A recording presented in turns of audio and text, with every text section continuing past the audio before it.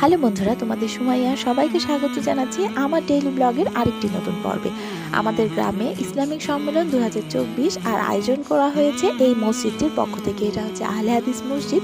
আমি এর আগেও তোমাদের সাথে শেয়ার করেছিলাম। আমি এখানে জুম্মার নামাজ পড়তে এসে কিছুটা তোমাদের সাথে মসজিদের অংশ দেখিয়েছিলাম এর আগের কোনো একটা ব্লগে যখন আমি গ্রামে এসেছিলাম। আর এবারে আমি এই ইসলামিক সম্মেলনের কিছু কিছু কাজে এতটাই ব্যস্ত হয়ে গেছি যে আমার ব্যক্তিগত জীবন খুব একটা শেয়ার করার সুযোগ পাচ্ছি না। আর আমাদের মুসলিমদের একটা ব্যাপার কি, আমরা আমাদের ধর্মীয় বিষয়গুলো বা মসজিদের প্রার্থনার ইবাদতের অংশগুলো সেভাবে খুব একটা দেখাতে পারি না, মানে দেখানোর নিয়ম নেই। ধর্মীয় কাজে শো অফের বিষয়টা যেন না থাকে, এজন্য সব তো দেখাতে পারছি না, প্রথমত এই কারণে। তো আজকে ওই সম্মেলনটা উপলক্ষে যারা বক্তব্য রাখতে আসবেন সেই সমস্ত বক্তাদের মধ্যে থেকে 6 জন আমাদের বাসায় রাতে খাওয়া দাওয়া করবেন। তাদের জন্য এত আয়োজন, যদি হয় তো সেই সমস্ত কিছু বিবেচনা করে আমরা কাঁথা কম্বল সব কিছুই রোদ দিয়ে রাখলাম। তাদের জন্য নতুন চাদর টাদর বিছিয়ে বিছানাগুলো গুছিয়ে দিচ্ছি। আর এদিকে আব্বু তো রাস্তাটা পরিষ্কার করছে। 2-4 দিন আগেই মিস্ত্রি কাজ করেছে, নতুন কিছু টাইলস লাগানো হয়েছে, আবার কিছু কিছু রিপেয়ার করা হয়েছে, যার জন্য প্রচুর সিমেন্ট ছড়িয়ে রয়েছে। তা আব্বু সেসব ক্লিন করছিল, আর আব্বুর সাথে আমার মেয়েও খানিকক্ষণ পানিতে ভিজিয়ে একদম কাপড় চোপড় ভিজিয়ে একাকার। পরে ওকে নিয়ে এসে এখানে ভাইয়ের মেয়েদেরকে ডেকে একসাথে খেলতে বসিয়ে দিলাম। আমার মেয়ে ভীষণ হইচই করে, গ্রামে আসলে ও নিজেকে আরও বাঁধনহারা মনে করে, তখন আর কারো কথা শুনতে চায় না। আর সবাই যেহেতু আজকে ব্যস্ত, ও ভীষণ বিরক্ত করছিল, ওর ব্যস্ততার মাঝখানে গিয়ে বারবার দুষ্টুমি করছে। এই জন্য ওকে ব্যস্ত রাখতেই এদেরকে ডেকে নিয়ে আসলাম। এদেরকে খেলতে দিয়ে আমি আম্মুকে রান্নার কাজে হেল্প করছিলাম। একটু পরে এসে দেখি এরা একে একে গাছে ওঠার চেষ্টা করছে। তো অন্যরা পারে না, আমার মেয়ে আর আরেকটা মেয়ে যে সাথে রয়েছে ওরা পারছে না, কিন্তু এই মেয়েটা কি সুন্দরভাবে গাছে উঠে যাচ্ছে বলো তো। দেখে ভাবলাম যে একটু রেকর্ড না করলে হবে না। এত সুন্দর প্রতিভাই বলতে হবে। ডাব গাছে কিন্তু সবাই উঠতে পারে না, ডাব গাছ না, ডাব গাছ, তাল গাছ, সুপারি গাছ, এগুলোতে ওঠা একটু কমপ্লিকেটেড। কোনো শাখা প্রশাখা কিছুই তো থাকে না, কি করে উঠবে। কিন্তু ও দিব্যি উঠেছে, অর্ধেকটা পর্যন্ত ওঠার পরে আর উঠতে পারিনি, হাঁপিয়ে গেছে, তখন নেমে আসলো।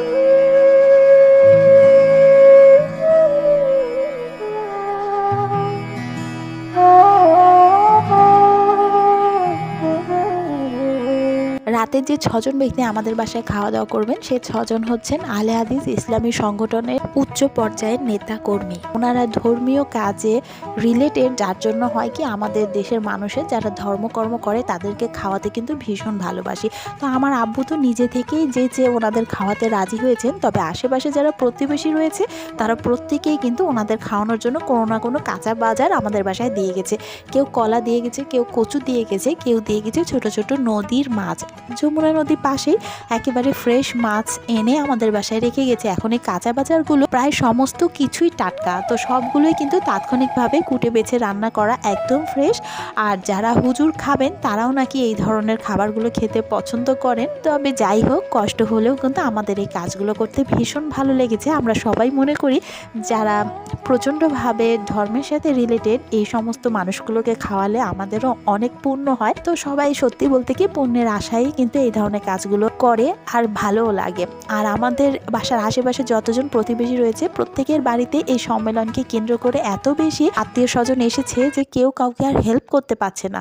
এই কারণে আমাদেরকেও সাহায্য করার জন্য কেউ আসতে পারেনি। তো আম্মু আর আমি দুজনেই শহরে থাকি, তারপরে টুকটুক করে সারা দিন কষ্ট করে হলো সমস্ত কাজ কিন্তু সময়ের মধ্যে একদম কমপ্লিট করতে পেরেছিলাম আলহামদুলিল্লাহ। ওনারা এক ফাঁকে সন্ধ্যার দিকে আমাদের বাসায় এসেছিলেন, শুধু ফলাহার করেছেন, আপেল, কমলা, মালটা, খেজুর, আঙ্গুর, কলা, এই সমস্ত আর কি দেওয়ার পরে রাত্রে ওনাদের পুরো প্রোগ্রামটা শেষ হয়ে যায় রাত্রি 9টা নাগাদ। তখন আমাদের বাসায় আসেন আর সব খাবার গুছিয়ে আমি রুমের সামনে রেখে দিলাম। ওনারা যেহেতু ভীষণ রকম পর্দা মেনটেন করে, যার জন্য ওনারা ঘরের ভেতর আসবেনও না, আমাদের মুখ দেখবে না, মানে আমি আর আম্মু যেহেতু পরস্ত্রী আমাদের সাথে ওনারা কোনো দেখা দর্শন দেবেন না আর কি।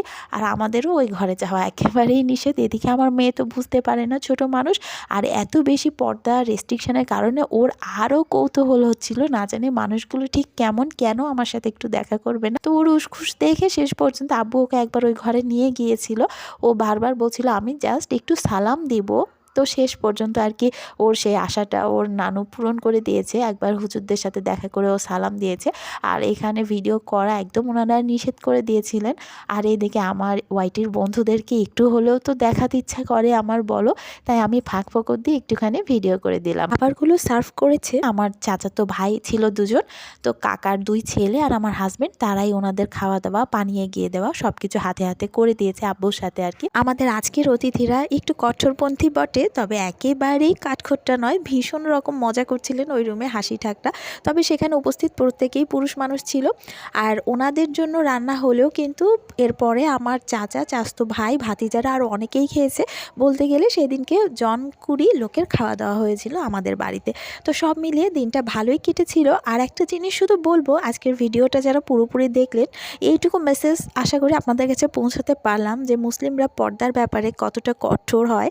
এতটাই কঠোর আমাদের প্রত্যেকেরই হওয়া উচিত। যদিও আমরা বিভিন্ন কাজে পর্দার বিষয়টা সবসময় খেলাফ করে যাই, বিশেষ করে মুখ দেখানোর বিষয়টাতে কিছুটা শিথিল করা হয়েছে, যে প্রয়োজনে মেয়েরা বাইরে কাজ করতে গেলে কিছুটা মুখ দেখাতে পারে, তবে চুল এবং শরীরকে সম্পূর্ণভাবে 2-3 খানা এক্সট্রা কাপড় দিয়ে ঢেকে রাখার কথা বারবার বলা হয়েছে। আমরা মডিফাই করে তো বোরখা বানিয়ে নিয়েছি বর্তমান জামানায়। আমাদের অতিথিরা ছিলেন ভাইরাল বক্তা, ওনারা একবার অনুমতি দিলে আমরা প্রত্যেকেই ওনাদের সাথে ছবি তুলতাম, কিন্তু ওনারা আল্লাহ পাকের সন্তুষ্টির জন্য এতটাই ব্যাকুল যে অকারণে একটা ছবিও তুলতে রাজি নন। অর্থাৎ ওনাদের ইসলাম প্রচারের স্বার্থে যেটুকু ভিডিও করতে হয়, ছবি তুলতে হয়, এই সমস্ত কাজে তা কিন্তু ঠিকই করে। তাছাড়া এমনিতে অকারণে কাউকে খুশি করার জন্য ছবি তুলবেন না, কারণ তাহলে আল্লাহ পাক না খুশি হয়ে যাবেন। ওনাদের বিদায় দিয়ে বাগানে এসে বসেছিলাম। তোমাদের জন্য ভিডিওটা ভয়েস দিয়ে রেডি করতে হবে। গলার অবস্থা ভীষণ খারাপ, বারবার পানি নাড়তে হচ্ছে, আর গ্রামে ঠান্ডাও বেশি, তো গলা বেশি একটা ভালো নেই। দেখছি প্রাচীরের ওপারে বাচ্চারা এখনও র্যাকেট খেলছে। বাচ্চারা মানে আমারই ভাতিজারা। পূর্ণিমার রাত, আকাশে অনেক বড় চাঁদ, বাগানে বসে থাকতে ভালোই লাগছে, যদিও একটু শীতটা বেশি। তো আজকে এ পর্যন্তই, ভালো থেকো, টাটা।